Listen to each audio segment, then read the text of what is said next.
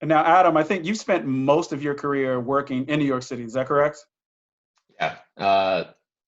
Pretty much outside of Ohio, New York, which is where I grew up. New York is where I've lived the longest, over 10 years now at this point. So, and that, yeah, exactly. That's where I started my career at MediaVest with all of you guys.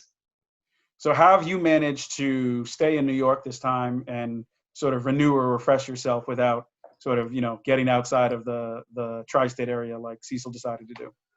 Well, I've always loved New York. I like had like, okay, I shouldn't say always.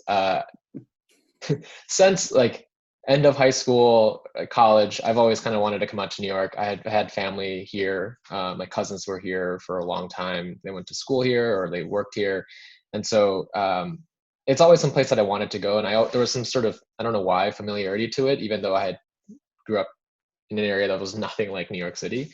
But in terms of like my time here, like I've gotten to live in Manhattan, I've gotten to live in Queens, and now I'm in Brooklyn. And so like there's always something new to experience. And so nothing really ever gets stale. I mean, besides like train delays and tourists and stuff like that. But I mean, at the end of the day, like it's still New York City. Like there's so many things to do. I'm curious, Adam, like, do you feel like the summer that we spent together for MAIP, like living in the city and like just being a bunch of kids right out of college, like working in New York at agencies and like spending our nights and weekends together, that sort of influenced or did you already have like this notion of New York even before that summer of MAIP?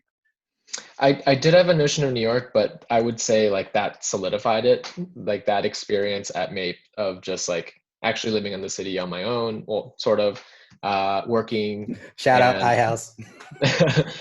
yeah, for sure. Like that experience, it was like uh, amazing. Like that was definitely one of the like ceiling points of me. Like I'm like I have to live here.